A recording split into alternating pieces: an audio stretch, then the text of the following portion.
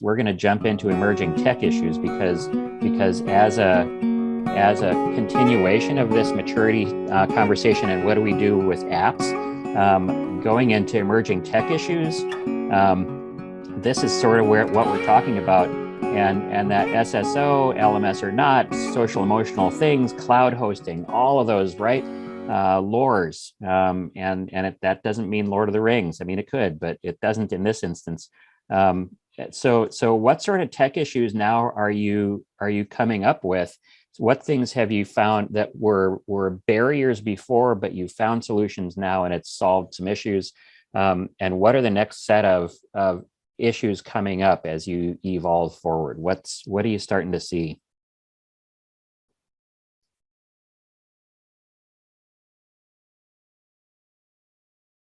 The magic hand is pointing to ID management. Mm-hmm.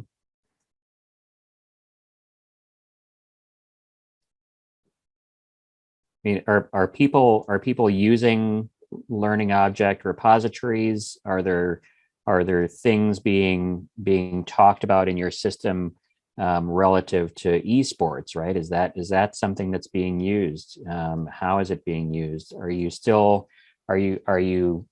intentionally moving down the personalized path? And what sort of technology issues are sort of beginning to pop up, and maybe they're wins, right? Like we talked about before, the whole vetting of apps, that's a win. That's a big win. And so what are some systems that either are continuing or newly evolving issues based on some of our wins?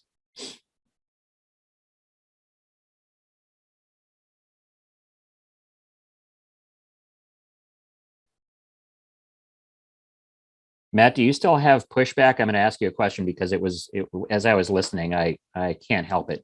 Are you still getting some pushback from folks who say, "Oh, no, I need to go buy this one thing"?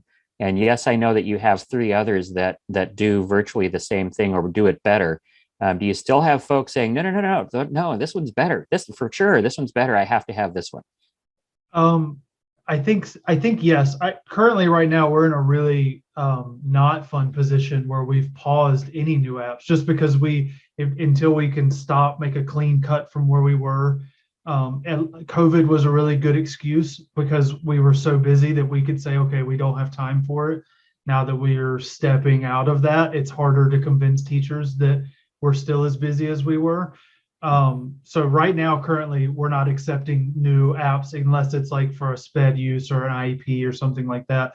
But I assume when we come back to it, yeah, everybody always, I'm the same way, right? I come up with these great ideas and I bring them to people and I'm like, well, this is definitely the better way to do it because it's the way I thought of how to do it.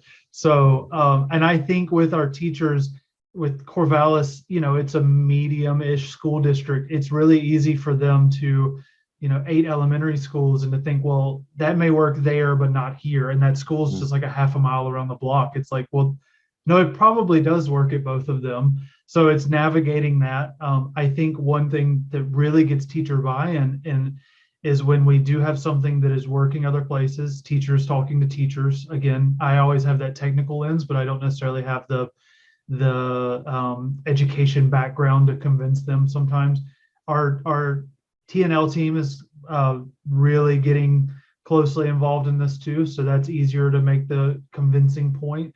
But I think with us, automatic enrollment and making things easier for them, if I can show them why this other app not only does what they want to do, but it'll do it easier and save them time. Well, we've all talked about it this morning. Time is not something teachers feel like they have, so I can kind of play into those.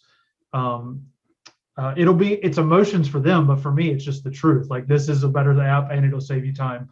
So that's a win. So I think convincing them is a little harder sometimes, but if it's the right app, I can normally get them around to seeing, this is going to save you time and a little bit of effort. Mm-hmm.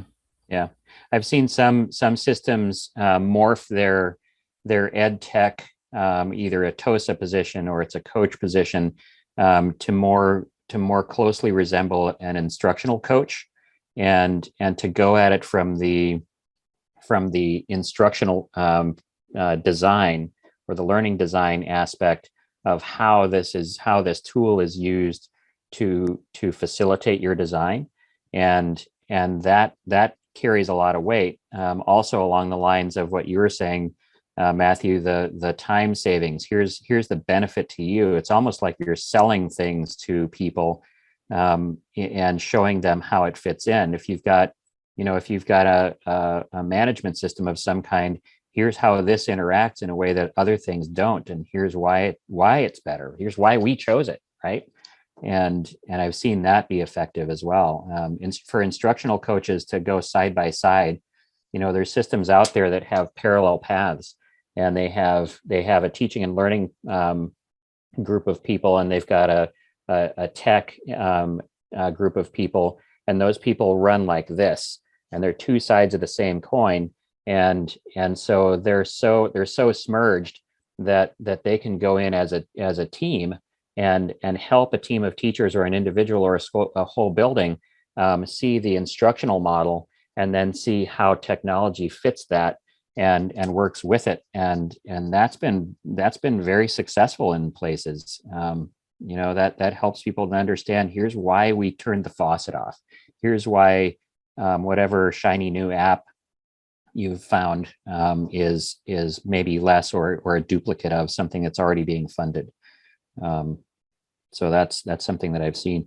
You also run into equity issues, right? I mean, if you've got 8 buildings and one's right around the corner from another, and student X is using something in one school but doesn't have the ability to access it in the other school, then what? What have we done? And what if that disparity is within a grade level within the same building? Then it's kind of yikes, because now all of a sudden there's an alien experience occurring. I've seen this happen with learning management systems and sort of collecting things, like when one classroom is using Google Classroom, the other one's using Canvas. I'm like, oh my gosh, what's the learner's view of that? Now they're going to have to jump in and learn a brand new platform in order to access the learning objects, and on top of whatever other content they're going to have to begin mastering. Yikes. That's not nice. That was kind of a mean move. So yeah, interested to know what other folks are experiencing along these lines. Any sort of pain points to share, because I always learn from people who have experienced the pain that I'm about to experience. And there's a good number of pain points out there that we can all learn from. I think you've eloquently described the pain point of when tech operates on its own and teaching and learning operates on its own, and they're in conflict. And I think that merging that you described, the two sides of the same coin, is right where we need to be. I think it's hard to find those people who understand both sides well enough to communicate across sections of the system. Yeah. Anybody else experiencing that in your system? One thing that helped us, I think, in just in what you just mentioned, was framing the context from the perspective of the student and parent, because that what you described was our reality during the pandemic, the first few months of it.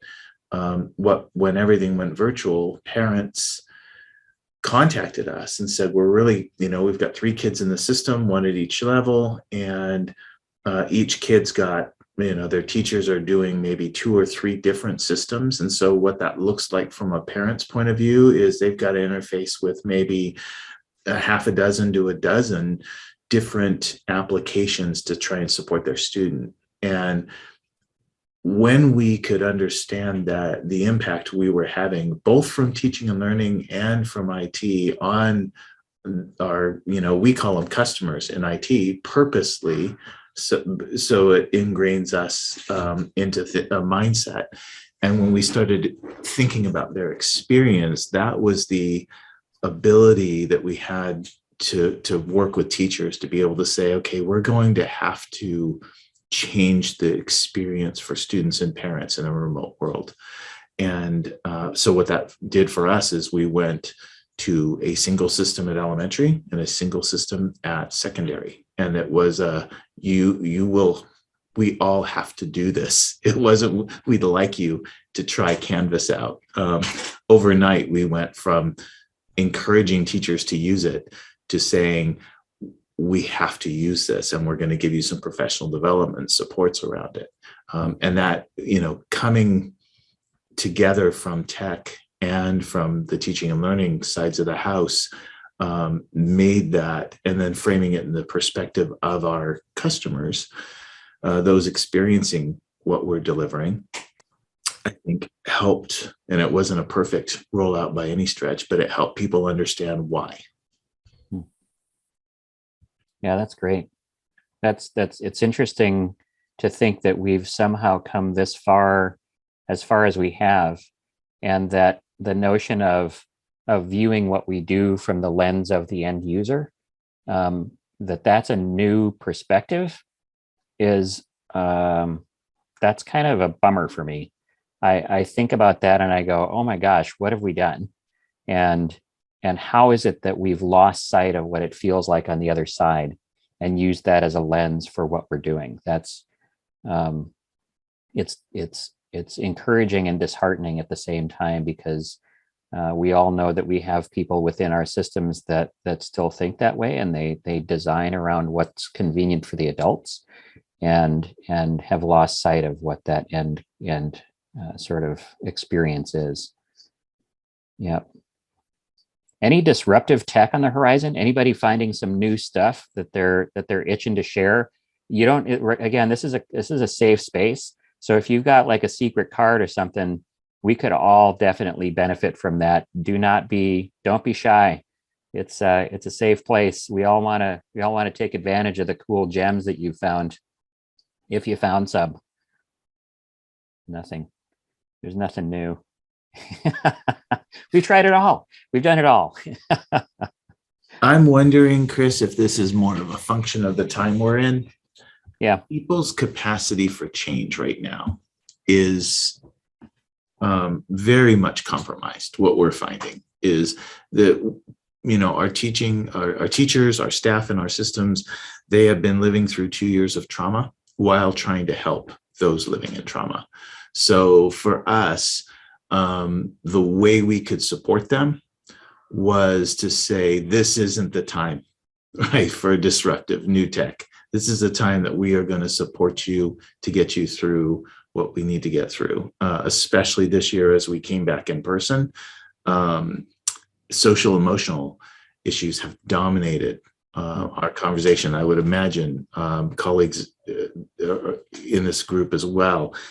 So for us, what that's looked like is we've had to say, that's, the new horizon stuff, that's great. We're going to get to that. Right now, we're going to take care of you, and we're going to get through the storm. And then we're going to start talking about some new ways we can be thinking and doing. Steve, how do you balance your time so that you're thinking ahead, future oriented, however we want to describe that, enough to position a system well while you're having that messaging in the system of, we're taking care of you, we're not going to add one more thing? Yeah, I balance my time very poorly in that respect. No, I think, yeah, it's not an excuse, I think, to say, hey, we can't be thinking forward. But what we've got to do is we've got to be more sophisticated, I think, around seeing what's coming, to be able to talk to them about, all right, for us, what that looks like is we're about to lean pretty heavily into our MTSS system that we're building with teaching and learning. And at the same time, knowing that our capacity is compromised as a system. And so what we've got to do is be very much more sophisticated around how we're going to be moving change through the organization. And so for us, it's been more of a chilling year, I would say, in terms of our focus for the system is support, with the idea that we're going to be laying in some change. But the runways become a lot longer, I think, for us is that balancing thing. We're going to let people know it's coming, and we're going to say, and the runway's quite a bit out, so don't fret about the change yet.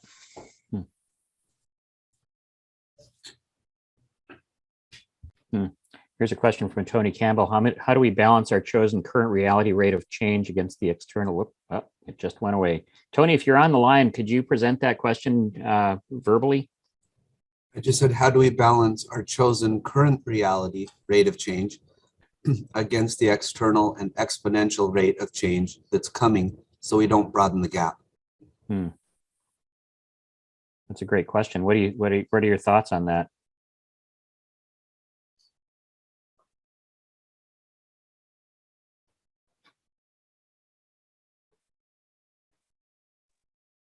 So I can hop in just to share some observations. You know, I've seen rate of change.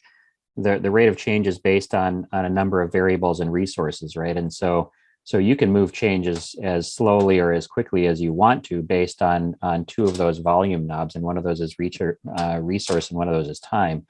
And I think one of the things that Steve you mentioned, which I found interesting to me, and something that I keyed on as I was listening. And Ellen, your question was the same. You know, as the drivers for these things, and people who have the systems view and are thinking sort of longitudinally and can see down the road 5 years, you know, we're using our crystal ball, and we're seeing that for me, it's very frustrating to have to sit back a little bit. And I know that I fully know that it's necessary and that it's good and right.